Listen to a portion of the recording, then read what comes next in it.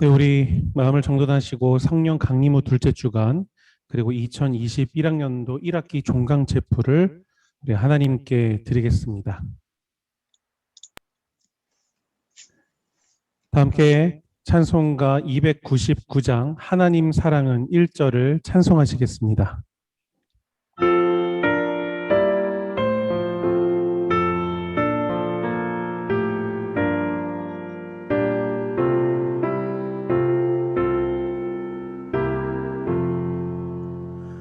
하나님 사랑은 온전한 참 사랑 내 맘에 부어주시사 충만케 하소서.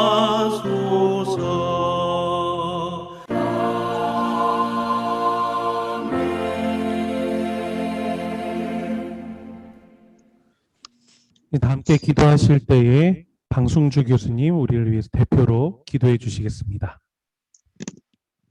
기도하시겠습니다. 하나님 아버지, 두세 사람이 모인 곳에서는 나도 함께 해주시겠다라고 하신 주님의 말씀을 기억하면서 오늘 저희들이 이번 학기에 주님께서 베풀어 주신 그 사랑으로 코로나 와중에도 이와 같이 줌 동영상 예배를 이제 잘 드리고 오늘 마지막 종강 예배로 이렇게 모였습니다. 하나님, 그리고 예수님, 저희들과 지금 같이 하여 주시는 줄 믿습니다. 하나님 아버지, 저희들이 이 시간 드리는 예배를 주님께서 받아주시옵시고 또 성령의 은혜를 한없이 내려주시옵시기를 원합니다.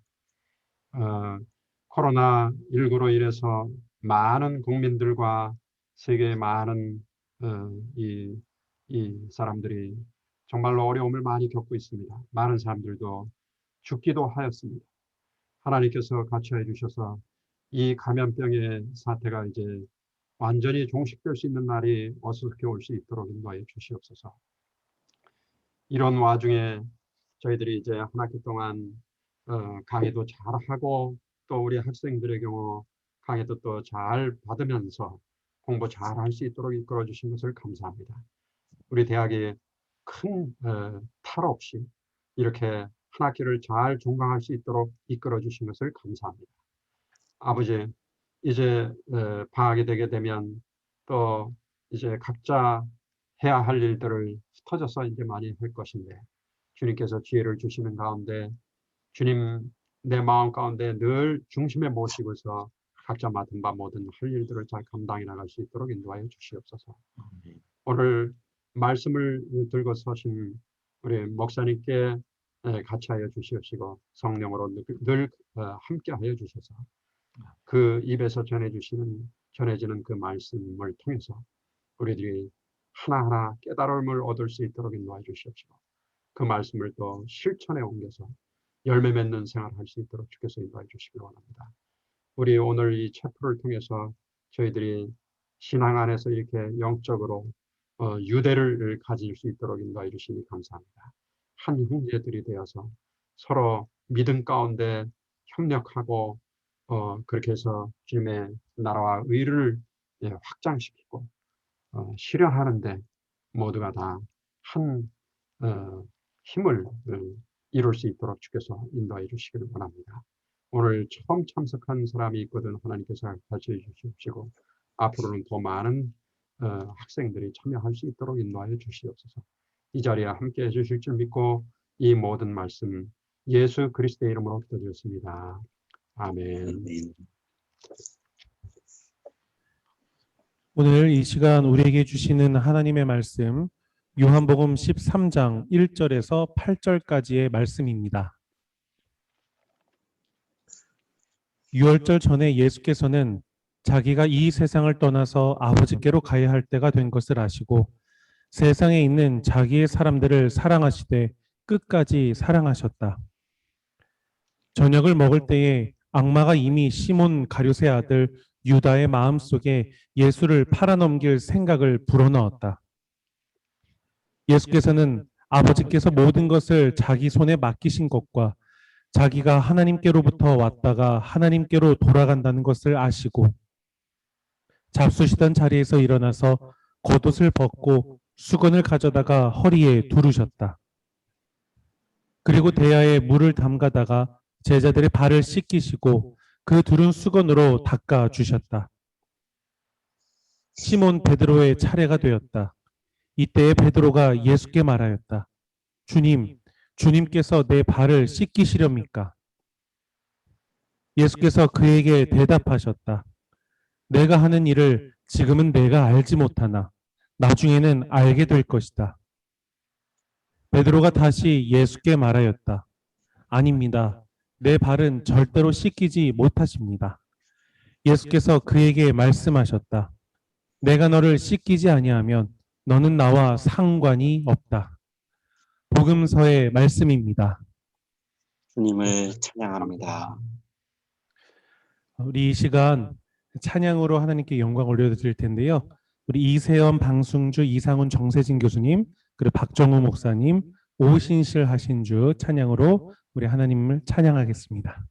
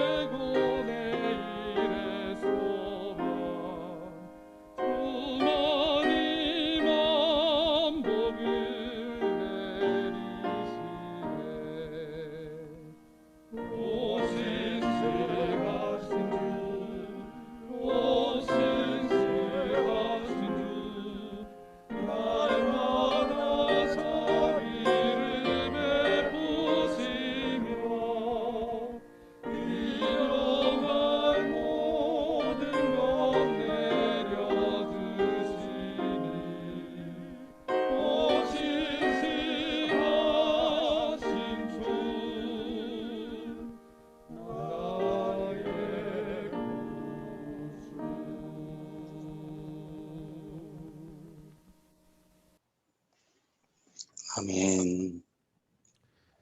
이 시간 이천진 목사님께서 상관이라는 제목으로 하나님의 말씀 증언해 주시겠습니다. 네, 인사 나누겠습니다. 안녕하세요. 안녕하세요. 반갑습니다. 안녕하세요. 반갑습니다. 이 은혜로운 찬양을 해주신 우리 교수님들에게 우리 감사의 박수 하겠습니다. 너무 멋있습니다. 사람이 너무 신났어요.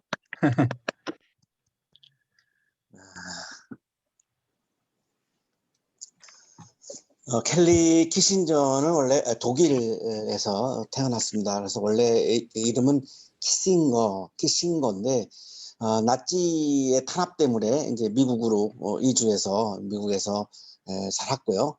하버드대에서 정치학 박사 학위를 받은 정치학자죠.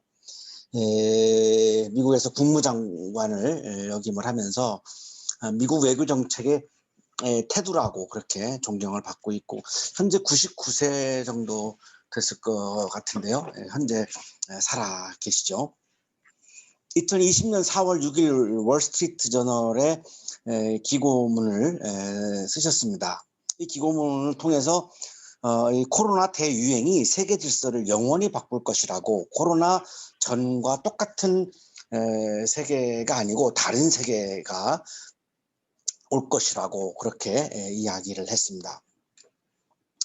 각자 도생의 자국 중심적인 모습으로 흘러갈 수 있을 거를 좀 예측을 하신 것 같아요. 코로나가 발생하니까 이제 국가들이 내국가를 이제 중요하게 여기면서 국가의 문을 이제 걸어 이렇게 잠그는 그런 모습이 있었죠. 그거를 이미 예견을 하신 것 같습니다. 그런데 그렇게 하게 되면 결국은 이 사태를 더욱더 악화시킬 수밖에 없다. 코로나는 국경에 가둘 수가 없기 때문에 그것은 굉장히 어리석은 것이다라고 그렇게 이야기를 했습니다. 인용하겠습니다. 지도자들은 이 위기를 대체로 국가적 기반에서 대처하고 있지만 바이러스의 사회 파괴 효과는 국경을 인정하지 않는다. 이 내 국가만을 생각하는 거를 뭐 국가주의라고 부를 수 있을지 모르겠는데요. 어쨌든 내 이 국가만을 아주 이기도 생각을 하면서 모두가 국경의 문을 걸어 잠근다고 해서 가 퍼져나가지 않는다고 생각하는 것은 매우 어리석은 것이다. 이렇게 이야기를 한 거죠. 인간 건강에 대한 공격은 바라건대 일시적일 수 있지만 그것이 촉발시킨 정치적 경제적 대격변은 수세대 동안 지속될 수 있다. 이 코로나를 이 종식되어도 그 후유증은 한동안 굉장히 오랫동안 가게 될 것이라고 그렇게 이야기를 했습니다. 미국을 포함해 어떤 나라도 이 바이러스를 극복하기 위해 국가적 노력에만 안주할 수 없다. 내 국가만 해가지고는 이거를 해결할 수가 없다. 이 모든 세계 인류가 하나의 공동체라고 하는 생각을 가지고 함께 이거를 풀어가려고 해야지 내 국가만이라고 하는 생각으로는 이거를 해결할 방법이 없다. 이거를 다른 말로 하면 제가 한국인이지만 미국에 살고 있는 미국인과 한국인인 나와는 상관이 있다. 이렇게 이야기한 겁니다. 상관이 없다고 생각을 하기 때문에 국경의 문을 걸어 잠근다라고 하는 발상을 하는 것인데 상관이 있다는 것입니다. 순간의 필요성에 대처하는 것은 궁극적으로 지구적인 공동의 비전과 프로그램을 동반해야 한다.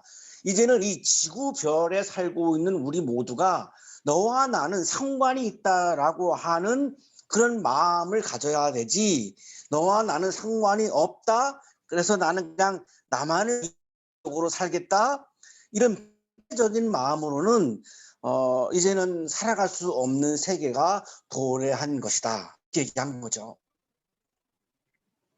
번영이 지구적인 무역과 사람들의 이동에 달려있는 이 시대에 코로나19 대유행은 시대의 동떨어진 성곽도시의 부활을 촉진시키고 있다. 국경의 문을 걸어 잠그는 것을 이제 성곽도시로 그렇게 표현을 하고 있는데요. 1500년대만 하더라도 중국이 유럽을 앞섰다고 그렇게 얘기합니다. 그런데 이제 만리장성을 쌓고 성곽도시가 되면서 중국이 급격히 퇴조하기 시작을 해서 유럽에 이제 훨씬 더 뒤떨어지는 그런 국가로 전락을 했다라고 그렇게 분석을 하죠. 로마 같은 나라는 굉장히 다른 민족의 문화에 대해서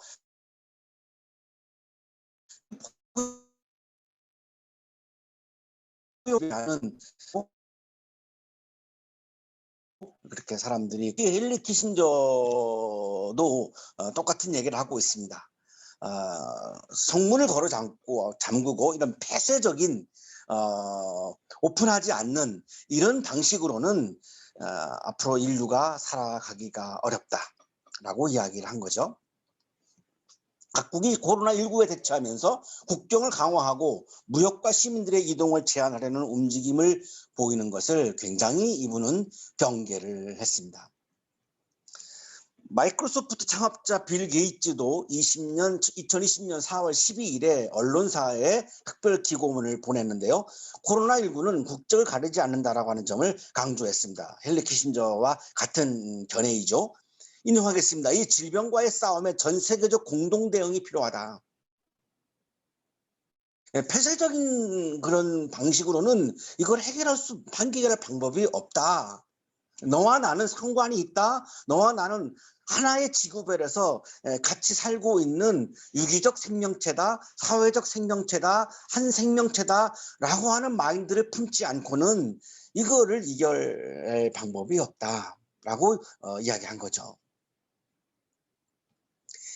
인류는 단순히 공통가치와 사회적 유대감으로만 이어진 것이 아니다. 우리는 생물학적으로도 서로 밀접하게 연결되어 있다. 이 문장이 저는 굉장히 중요하다고 생각을 하는데요. 우리가 어떤 가치관이나 이념으로는 이렇게 연대가 됩니다. 결속이 되죠. 지금 우리가 살고 있는 우리 사회에서도 어떤 특정한 이 그룹들은 다 어떤 가치관이나 이념이 같아서 이렇게 모인 거죠. 그것은 얼마든지 가능합니다. 그래서 너와 나하고는 상관이 있다라고 생각을 해서 모이죠.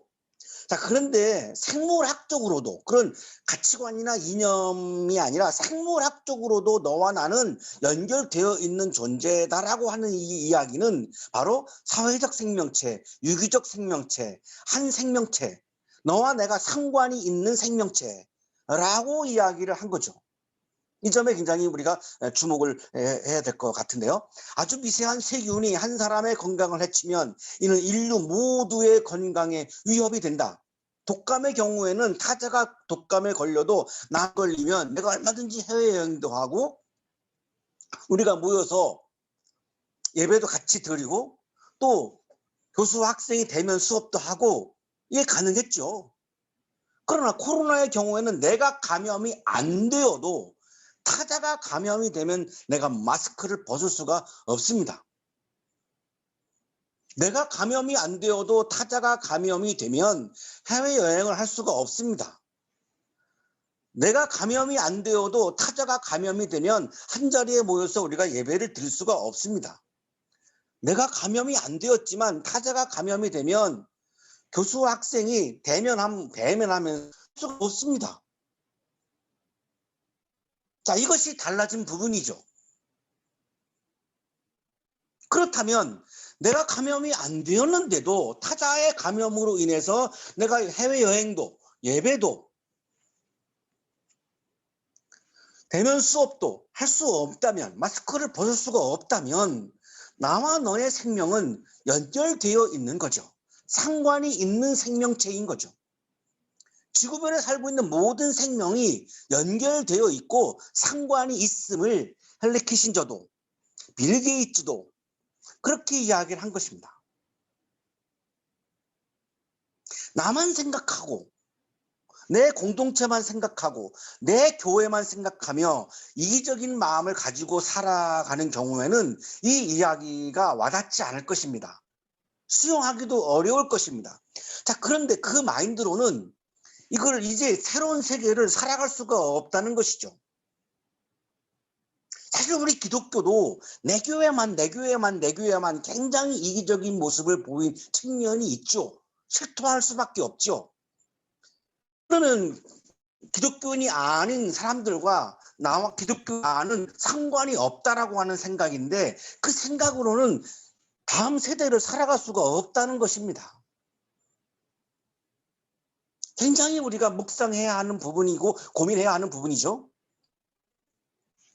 오늘의 성서본문 요한복음 13장은 예수님께서 제자들과 십자가의 죽음을 앞두고 마지막 이별을 하면서 마지막 식사를 하는 장면입니다. 최후의 만찬이라는 제목의 화가들이 그림을 그린 그런 장면이죠. 13장부터 17장까지가 이별을 하면서 예수님이 제자들에게 하신 말씀입니다. 마지막 설교죠. 자, 근데 이 13장은 그 중에서도 마지막으로 만찬을 하다가 갑자기 예수님께서 제자들의 발을 씻으시는 그런 장면입니다. 우리가 이 발 씻는 장면을 그냥 겸손의 모드로 이렇게 많은 이해를 하고요. 수련회에 가서 이거를 또 실제로 하기도 합니다. 겸손의 모습이 있는 것은 분명하지만 단순히 그런 도덕적인 겸손의 차원일까요? 굉장히 영적인 의미가 담겨 있을 것 같거든요. 오늘 보려고 하는 부분이 바로 그 부분입니다. 예수님이 마지막 식사를 하시면서 제자들과 이별을 앞두고 왜 발을 씻기신 것일까? 6월절 전이었습니다. 예수님께서 자기가 세상을 떠나서 아버지께로 가야 할 때가 된 것을 아셨습니다. 십자가의 죽음이 다가오고 있다고 하는 것을 예수님은 아신 거죠. 이때 나이가 33살입니다. 30즈음의 청년에게 죽음이 다가오고 있는 거죠. 좀 이르죠. 좀 더 살아야 되는 나이죠. 굉장히 빨리 지금 죽음이 다가오고 있는 거 아니겠습니까? 33살인데요. 근데 분명한 것은 예수님이 그 죽음이 다가오고 있는 것을 분명히 인지하시고 아셨다는 것입니다. 왜 죽어야 할까요? 33살의 청년이 예수님 왜 죽어야 할까요? 무슨 범죄를 저지른 것도 아니고 무슨 질병에 걸린 것도 아닌데 왜 33살 그 꽃다운 나이에, 청년의 나이에 예수님이 왜 죽어야 할까요? 사랑 때문이었습니다. 오늘 본문에 그렇게 밝히고 있죠. 세상에 있는 자기의 사람들을 사랑하시되 끝까지 사랑하셨다. 사랑 때문에 죽으신 거죠. 끝까지 사랑하셨기 때문에. 어설프게 사랑하신 것이 아니라 철저하게 진심으로, 진정으로, 진짜로 사랑을 하셨기 때문에. 예수님께서 사람들을 사랑하셔서 하신 일이 뭐냐면 하나님의 나라를 선포하신 거죠. 이때의 로마의 식민지 상황이었습니다. 사람들은 지금 히브리인들은, 이스라엘 사람들은, 유대인들, 로마 황제의 노예였습니다.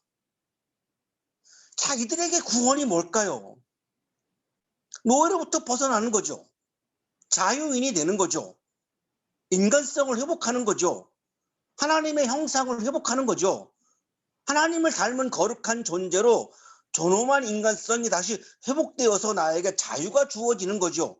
노예의 모습은 하나님의 형상이 아니죠.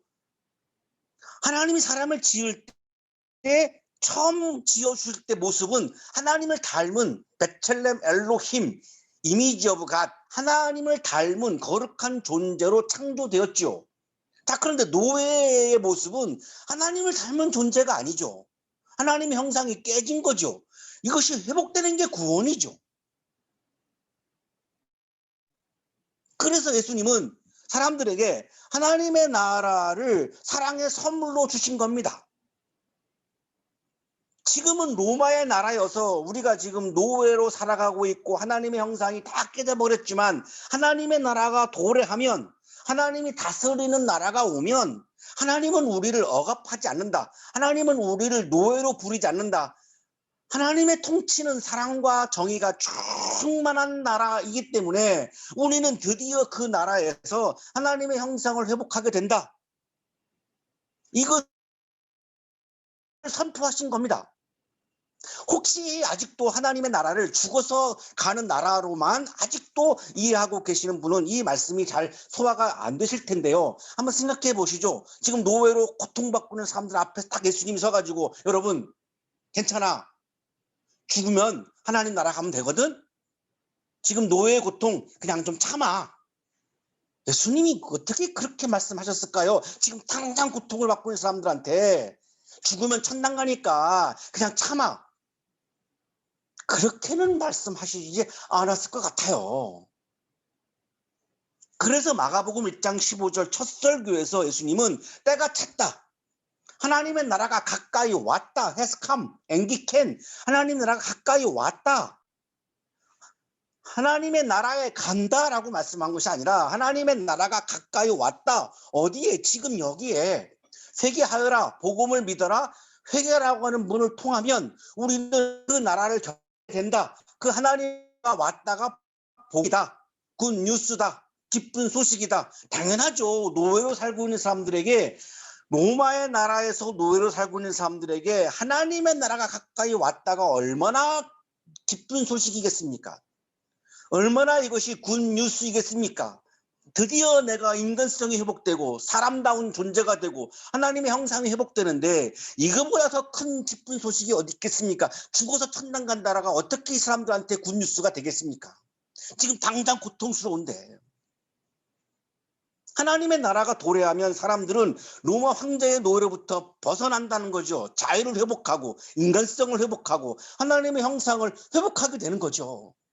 이게 굿 뉴스죠. 이게 복음이죠. 이게 기쁜 소식이죠. 로마의 노예가 하나님의 자녀가 된다라고 하는 이 말씀은 정말로 굿 뉴스인 겁니다. 복음인 겁니다. 자, 그런데 예수님이 로마의 시퍼런 나라에서 하나님의 나라를 말씀하시는 것은 굉장히 위험한 발언이죠. 국가 전복이죠. 로마 황제가 다스리고 있는데 이거를 하나님이 다스리게 된다, 로마 황제가 다스리지 못한다라고 하는 이 말씀은 굉장히 로마의 입장에서 보면은 위험한 발언인 것이 맞죠. 국가 전복 아니겠습니까? 그 위험함에도 불구하고 예수님은 사람들을 사랑하셨기 때문에, 끝까지 사랑하셨기 때문에, 진심으로 사랑하셨기 때문에 사람들에게 하나님의 나라를 선포하신 겁니다. 그러니까 하나님의 나라를 선포하신 것이 바로 예수님의 진정한 사랑이었던 겁니다. 이게 예수님의 사랑이었던 거죠. 이것 때문에 죽은 거죠. 사랑 때문에 죽었다라고 하는 말씀은 바로 이 말씀입니다. 요한복음 1장 51절입니다. 내가 진정으로 너에게 말한다. 너희는 하늘이 열리고 하나님의 천사들이 인자 위에 오르락내리락 하는 것을 보게 될 것이다. 하늘이 열리면 새로운 세계가 오는 거죠. 하늘이 열리면 하늘에 존재하는 하나님의 나라가, 하늘이 열려서 땅으로 내려올 수 있는 거죠. 하나님의 나라가 도래하는 거죠. 하늘이 열리지 아니하면 하늘에 존재하는 하나님의 나라가 땅에 올 수가 없지요. 하늘이 열린다라고 하는 이 말씀은 하늘에 존재하는 하나님의 나라가 이제 땅에 내려온다는 말씀입니다. 하나님의 나라가 도래하는 거죠. 아드벤투스, 에드벤트죠. 하나님의 나라가 도래하는 거죠. 하늘이 열려서 하나님의 나라가 이 땅에 도래하게 되면 사람들은 로마 황제와 유대 종교 주자들의 지배로부터 벗어나서 하나님의 통치하에서 사랑과 정의가 충만한 삶을 살게 되는 거죠.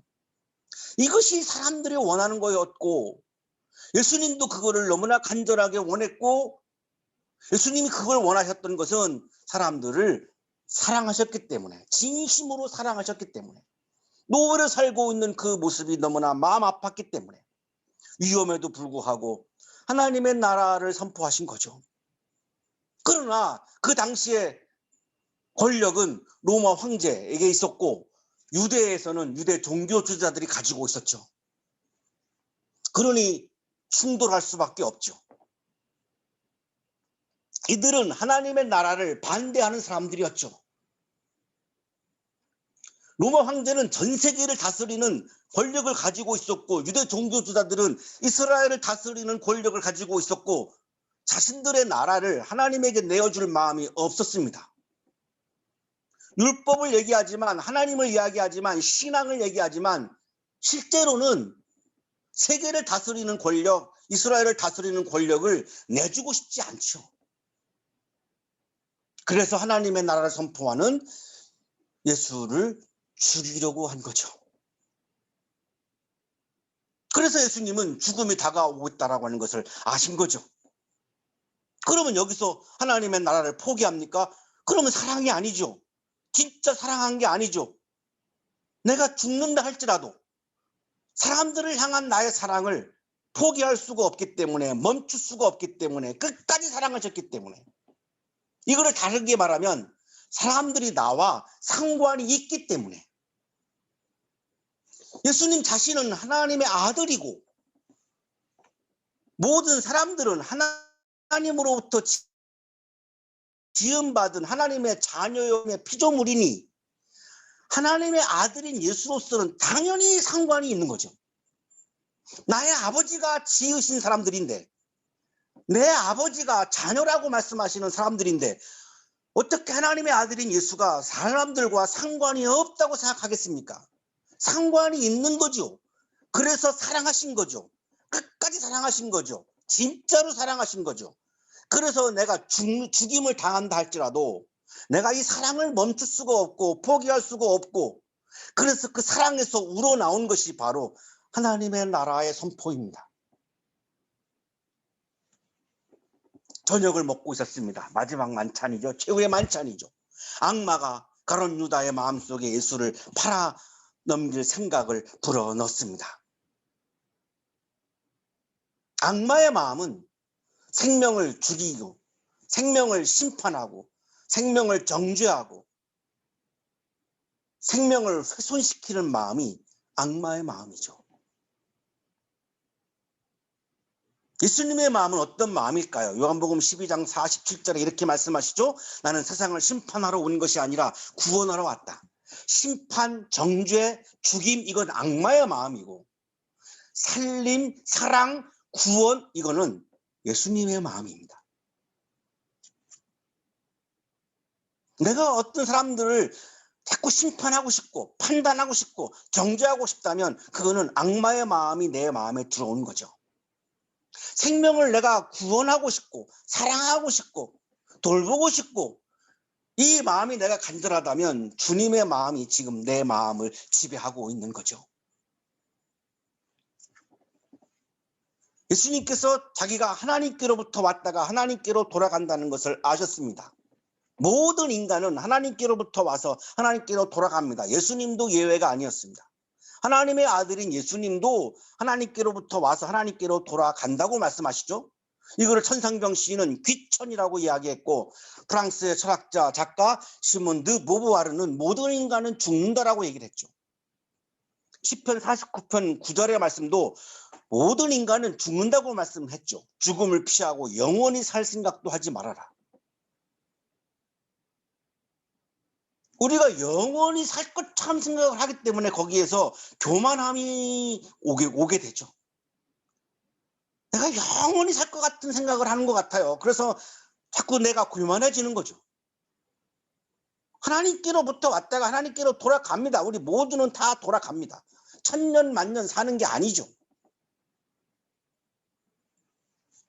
잡수던 자리에서 일어나서 겉옷을 벗고 수건을 가져다가 허리에 두르십니다. 자, 이 장면은 고대 사회에서 하인들의 모습입니다.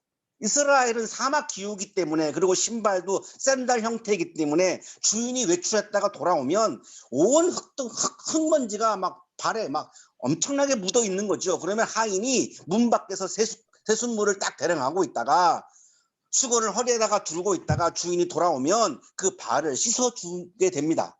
이 모습은 하인의 모습입니다. 자, 예수님은 지금 하인의 모습을 하고 계시죠? 발을 씻김을 당하는 사람은 주인의 모습입니다. 제자들은 지금 주인의 모습을 하고 있죠? 자, 물론 이거를 겸손의 모습으로 물론 이해할 수 있습니다.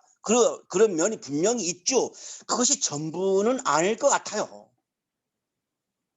왜 예수님은 하인의 모습을 하셨을까요? 자기를 스스로 죽이신 거죠. 십자가를 상징하신 거죠. 이렇게 내가 하인의 모습이 되는 것처럼 나는 이제 십자가에 죽는다. 이거를 제자들에게 지금 알리고 계시는 거죠. 내가 왜 죽느냐? 사람들을 나는 끝까지 사랑하기 때문에 죽는다.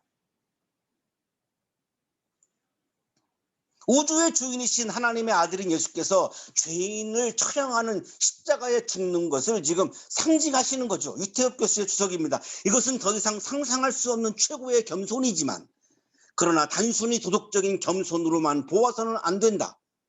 발시즘은 십자가의 죽음을 의미하기 때문이다. 이 유태엽 교수님 주석이 굉장히 저는 아주 은혜 받은 주석이에요. 베드로의 차례가 되었죠. 베드로가 말합니다. 주님께서 내 발을 씻기시렵니까? 내가 하는 일을 지금은 내가 알지 못하나 나중에는 알게 될 것이다. 그냥 겸손의 상황이라면 뭘 알지 못합니까? 당연히 지금 겸손이라고 하는 것은 지금도 알 수 있죠. 근데 지금 이거를 알지 못한다는 거, 나중에 안다는 거죠. 뭐를요? 십자가의 죽음이죠. 십자가의 죽음을 네가 지금 받아들이지 않고 거부하고 있는데 내가 왜 십자가에 죽어야 하는지를 너는 나중에 알게 될 거야. 내가 십자가에 죽어야 하는 이유는 사람들을 내가 끝까지 사랑하기 때문이야. 이걸 내가 죽어야지 사랑하는 거지. 내가 죽음이 두렵다고 하나님의 나라의 선포를 거두어 버리면, 하나님의 주권이 다스리는 나라를 내가 포기해 버리면 그게 뭐야? 그건 아무것도 아니지. 그건 내가 사람을 사랑한 것도 아니고 하나님의 아들도 아니지. 메시아도 아니지. 그게 뭐야? 아무것도 아니잖아. 네가 왜 끝까지 십자가의 죽음을 자꾸 부정하고 가로막으려고 해? 나중에 너게 알게 돼. 자, 7절이 분명하게 발을 씻은 사건은 십자가의 죽음을 상징하고 있음을 분명하게 해주는 말씀입니다. 성서학자 김근수님의 주석입니다. 발을 씻어준 예수를 올바르게 해석하기 위한 전제 조건은 십자가다. 유태엽 교수님은 개신교 신학자, 성서신학자고 김근수님은 가톨릭 성서학자인데요. 두 분 다 일치합니다.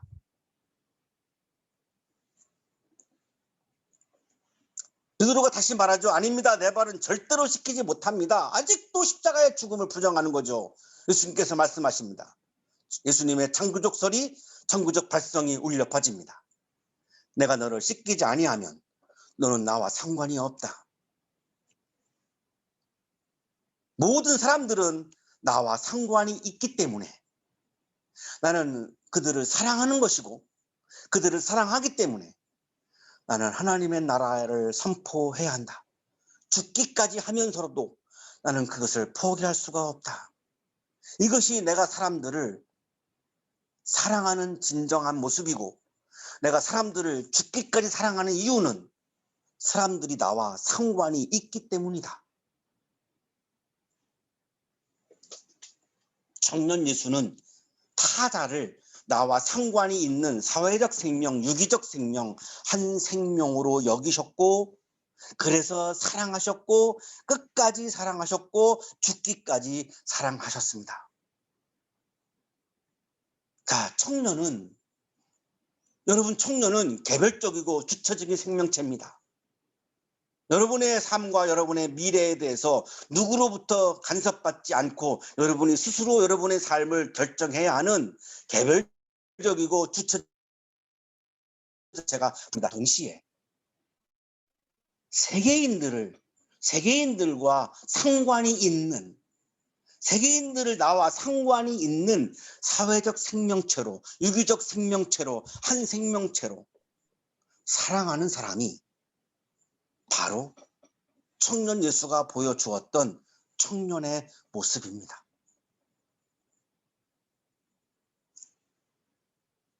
오늘 종강 체포를 하고 방학을 하게 되는데요. 방학 기간 동안 여러분이 이 부분을 묵상하셨으면 좋겠습니다.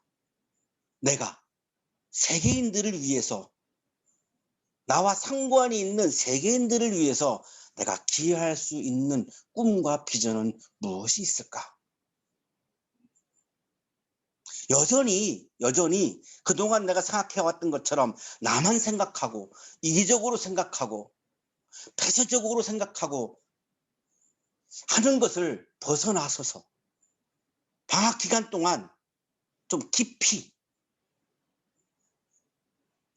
하나님이 나에게 이웃으로 선물로 허락해 주신 모든 세계인들을 위해서 기여하기 위해서 내가 할 수 있는 그것이 무엇일까?